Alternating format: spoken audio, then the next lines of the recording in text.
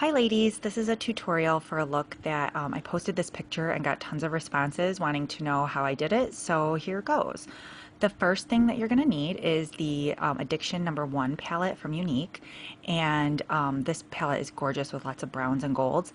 And I'm first going into the color Forthright, which is a matte black, brown, that I'm going to use to fill in my eyebrows. Now, a word of caution, this is a dark brown, and so on a blonde like me, this could be a little bit like Groucho Marx, but you'll notice that when I'm applying this pigment to fill in my brow, I'm brushing it with a clean spoolie, which really softens the brown and really blends it to be a much more natural color.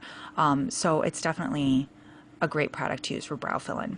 Then I'm just going to take a nice fluffy brush and go into the color Elated, which reminds me a lot of MAC Vanilla. It's a really great base color that just kind of evens out the eyelid. And then I'm going to take another flat brush and go into the color Brassy. Brassy might be my all-time favorite color of this whole palette. It is the gorgeous, gorgeous pop of gold that you saw in the picture on my eyelids, and it's the shadow that I think is what has people asking me about my makeup when I wear it. I'm just putting this on in like a patting motion, so you just want to kind of pat the inner half of the lid. Then you want to take a crease brush and go into the color Chipper. Chipper is like a soft medium brown. And what I do is I kind of use an outer C to outer V motion with my crease brush. And you'll notice I didn't re-dip into the eyeshadow. I just kind of did both sides. And I'm going to just manipulate that shadow until it looks the way I want it.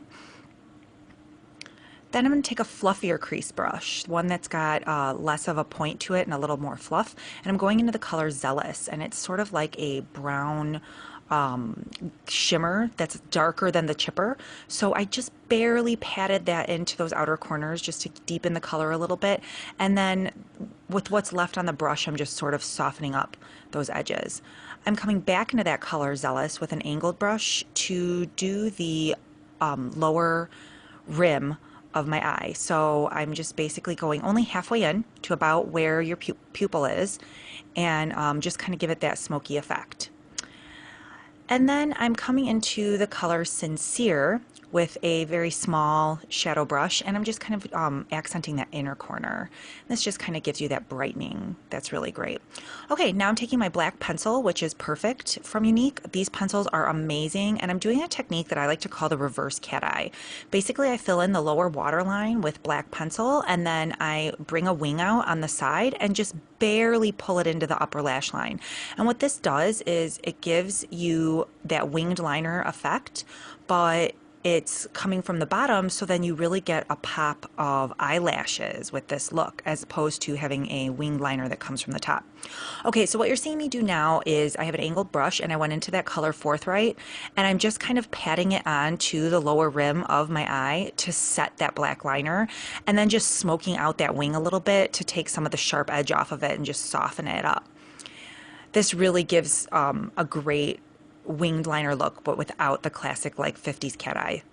All right, and then of course I'm finishing off with fiber lashes, and I usually do 1 to 2 coats, and I think that this gold shadow just really brings out how much length and volume you get from the Younique lashes, and I totally love this look, and you can certainly replicate it with lots of different shadow combinations.